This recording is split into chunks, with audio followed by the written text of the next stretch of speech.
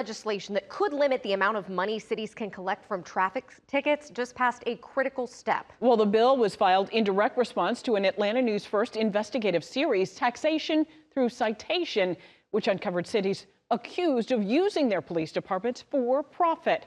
Atlanta News First investigative reporter Andy Parati is live at 5 from the state capitol. Andy, break down what happened this afternoon for us.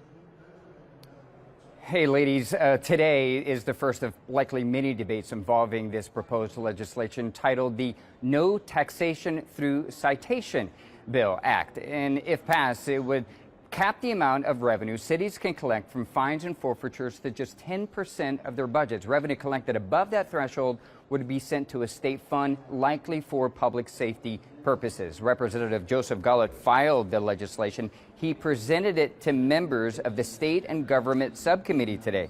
The Paulding County Republican emphasized that this bill does not prevent police from writing tickets, but does provide less financial incentives for cities that overly rely on officers to generate money. His bill is in direct response to a series of Atlanta News First investigations, which uncovered cities relying on 40, 50, sometimes 70% of their annual budgets from fines and forfeitures.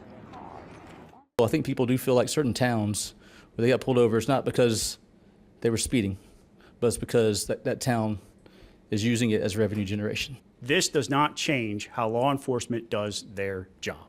And that's really key important if you're concerned about public safety, as I am, that you understand that this is about fairness and also about due process.